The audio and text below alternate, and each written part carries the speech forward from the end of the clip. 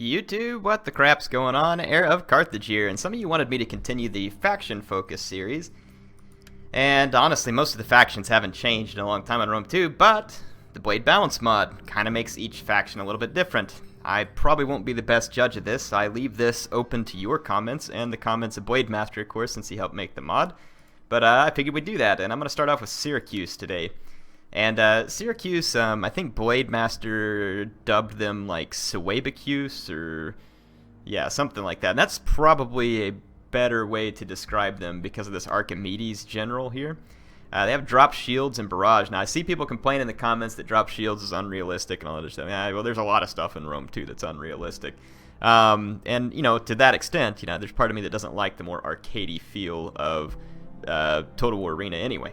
So I get all that. But at the same time, it's kind of interesting what Blade Master did. He took Syracuse from being like a very defensive type army. They don't have a lot of offensive power. And he gave them an option. You can sacrifice that defense to gain some offense at your own risk, because you might make it easier to get yourself shot to death.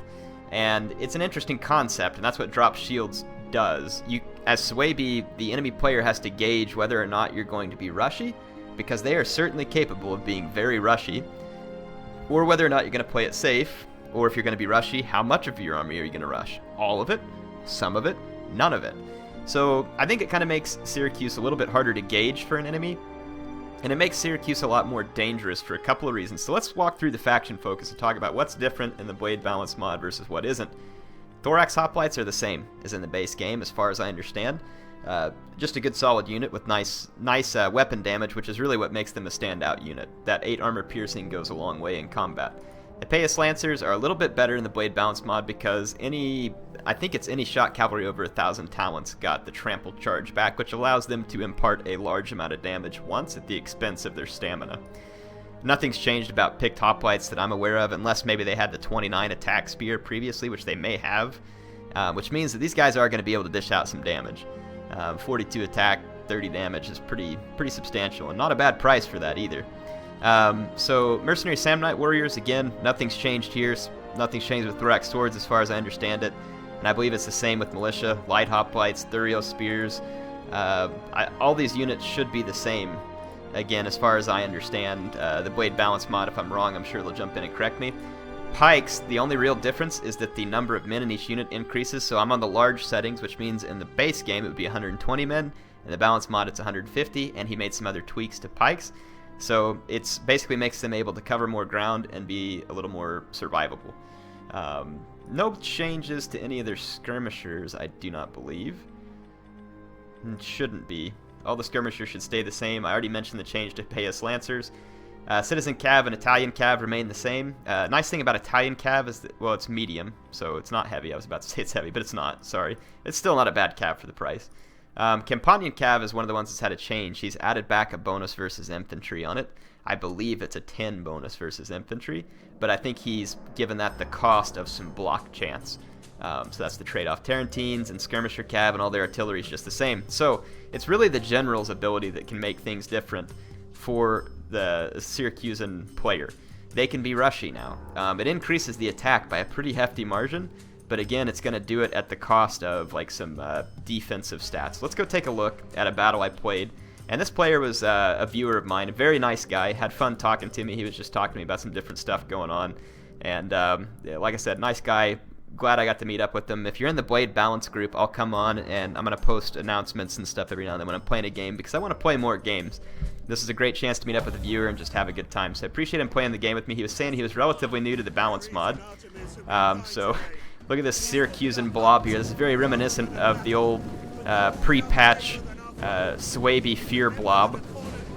So what I did was I actually used drop shields on a substantial portion of my army because I'm up against the Lusitani. The Lusitani are kind of a glass cannon still. They do have a lot of units that have a lot of javelins, whereas a lot of units in Blade Balance mod lost a lot of their javelins. So that's kind of, I think, what still makes the Lusitani unique in this patch. And I think they added shield wall to the Lusitani nobles and some of the other stuff that makes them a little bit better. But in any case, now look at my Samnite Warriors. These guys are no longer a defensive sword unit. These are a pretty offensive sword unit. 25 charge isn't bad, but it costs me some melee defense. and I also believe it cost me missile block chance. So these guys were pretty tanky against missiles. They'll have a little more trouble now. I'm pretty sure it takes their missile block chance away, if I understand it right. It does not affect their armor, which some people complain about, because some of the armor amount does come from a shield, and I get that, but it does not, it does, I believe, take away their missile block chance. So my opponent has deployed in the center here, and right off the bat I see 4 veteran shield warriors. These guys are normally a pretty big threat to the Syracuse player, but let's talk about things for a minute. We're going to go in slow motion. On the flanks, I've got my hoplites. In the center, I've got my swords. And then I'm going to have a couple of extra infantry units in the center to hold down just in case my swords get crushed. But even these light hoplites look, all of a sudden, not great, but they have 35 attack. It's not huge. If you use it on the Campanian Cav, it's huge. 104 attack. It must be a percentage that it pushes it up. Now, I left my Italian Cav alone because I wanted them to be more survivable in case they were having to fight against like a potential Scutari cavalry, which are actually pretty deadly cavalry. Blademaster gave them some precursor javelins, and they do pretty well for a medium cav. But my opponent has brought Iberian cav, which again does have a nicer bonus versus large, but these guys are pretty lightweight in a fight. Not to say they couldn't be extremely good versus skirmishers, because they would be, and I think that would be their role. So I'm going to line up, and I'm just going to blitzkrieg my opponent, but I did bring some slingers because the Lusitani are weak to missiles. That's one of their weaknesses. Now, my opponent brings a bunch of Balearic slingers here, potentially able to beat me up, but he's making some mistakes here, and he's saying he was relatively new, so I want to try and give him some feedback. The heavy sword core here I don't think is a bad plan with Lusitani in general. I mean, that's what they're going to be good at. 3 Lusitani nobles against a Syracuse that can rush and use drop shields could be justified. The problem is that you don't have anything to defend against my cavalry, and a Syracusan player is almost certainly going to be bringing the Campanian Cav against the Lusitani. The Lusitani have 2 things that can help defend against that. One is going to be Scutari Cav, and the other is going to be Iberian Swordsmen, because they can hurl a ton of javelins. This is a pretty big investment in Balearic Slingers, when Syracuse would have to spend a lot of money to try and match that on their own Balearic Slingers. And you don't need that many, I don't think, because Syracuse can only bring 3. So I would have traded probably a couple of the Balearic Slingers for some Iberian Swords. It's a lot of javelins, so you can see my general helps disrupt the main line. Does take a lot of damage from javelins, because again, there's no block chance. And then I just get a full-on charge into his guys, and then my Campanian Cav just break through and make a beeline for his Balearic Slingers, because they're only protected by an infantry unit. This is where those medium cavalry, the Scutari cavalry, could have come in a lot more handy in helping to protect these skirmishers. I am a dunce, though, and I left my general in combat, and he is getting slaughtered. And I don't know how he didn't die here, to be honest, but he didn't. So I've got my opponent's army in disarray, kind of in a big blob here. This is exactly what I want. And my Campanian cavalry are back here racking up kills on Balearic Slingers. The Balearic Slingers are trying to shoot them down. It's a good idea, but it's going to be difficult for him. And my Slingers are now out here on the flank where they can put fire on him. And because there was only Iberian cavalry, my Slingers can basically operate with impunity here, which is going to be very tough for my opponent to face. Also, when you're playing with the sword units of the Lusitani, they have a very good charge, so spread your units out some. You don't want to densify that formation like that unless you're trying to brace against a charge from cavalry. Go ahead and spread them out and let that charge bonus have its maximum effect. If you would have wrapped around the edges of my guys here, it would have done a lot more damage. The unfortunate thing is, again, without that cavalry, my slingers are able to get great shots here. And my Campanian cavalry is just kind of running amok. It's up to 177 kills. The Italian cavalry are going to drive home some rear charges. The Lusitani are particularly vulnerable to rear charges because a lot of their units are lightweight infantry, really. They're only heavy instead of very heavy. And so a medium cavalry can have more impact damage on that unit, and then they tend to be lower armor. So rear charges for the Lusitani can be a big problem, and this is where those Iberian swords can come in very handy.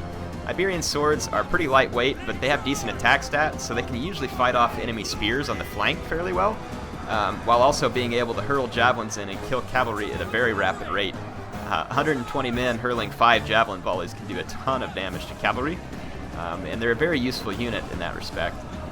And if you're going to bring the Balearic Slingers, which I'm okay with, you just got to be careful about that, because the more of them you bring, it's going to impact obviously what cavalry and other stuff you can bring.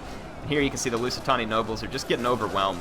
They're a better unit than mine, but being surrounded completely basically like this is going to take away a lot of their power, and they're just not going to be able to flex their offensive muscle on the battlefield like they normally would. So they're surrounded, they didn't get a ton of kills, and at this point the enemy general is basically the only unit left, and he's suffering a lot of casualties from my standard slingers. So again, the Balearic Slingers could have easily punished these Slingers, but they weren't kept safe. So keep those Slingers close to your army.